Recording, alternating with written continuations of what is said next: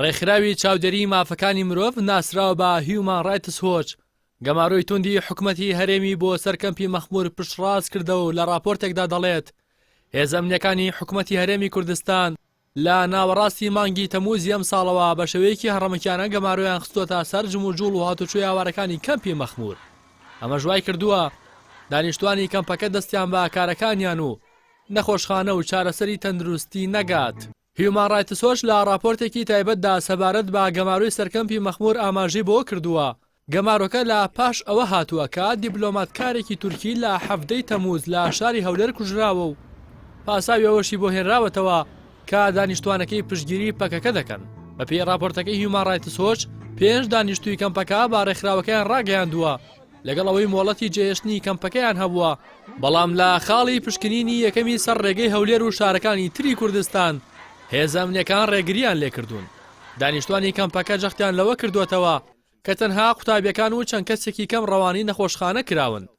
ڕێگەی تێپەڕبوون بۆ هەولێریان پێدراوە.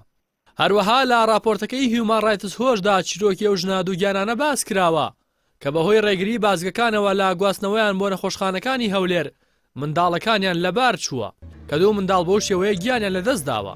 ئەمە جگەلەوەی ژمارەیەکی زۆر لەو کەسانی کە لە دەرەوەی کەمپەکە کاریان کردووە بەهۆی گەمارۆکەوە کارەکانیان لەدەست داوە کە سەرچاوەی بژێوی ژیانیان بووە. بەڕێوەبەری بەشی خۆرهەڵاتی ناوەڕاست لە هیومان ڕایتس هۆچ دەڵێت نابێت دایکان کۆرپەکانیان لە دەست بدەن.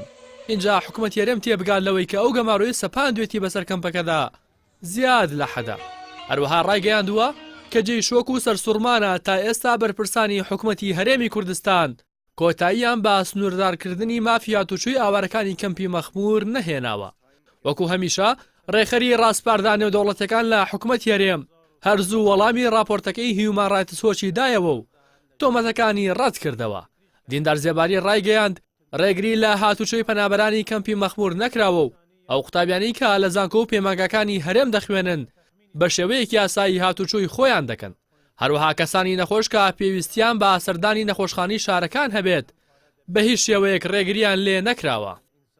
دیندار زێباری باس لە بوونی چەند گروپێکی سەربازی نافەرمی لە دەوروبەر و ناو کەمپەکە دەکات و دەڵێت دەست دەخەنە ناو بەڕێوەبردننی کەمپەکە و سەرپەرشتی کەمپەکە دەکەن.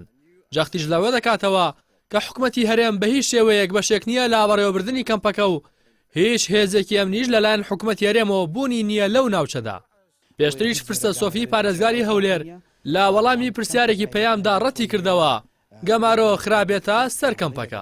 وەکو باسم کرد هیچ گامەرۆیەک لەسەر ئەو کەمپەنیە و ئەو کەمپە وەکو تەبیعەتی جارانی خۆی کاری خۆیان دەکەن و ئەو خەڵکە لەوێن دەرێ بەڕێزەوە ئەو پێداویستیانی کە پێویستە ئێمە ئێستاش لە هێزال ئامادەین هاوکاریان بین منەسق بین لەگەڵیان. بەڵام هەر ئەمڕۆ بەرپرسانی کەمپی مەخمور بە پەیامیان ڕاگەیاند گەماڕۆی سەر کەمپەکەیان بەردەوامی هەیە. کەمپی مەخمور بە دووری 6 کیلۆمەتر دەکەوێتە باشووری ڕۆژئاوای هەولێر. لانیکەم لە 12,000 هاوڵاتی کوردی باکووری کوردستانی تێدایە.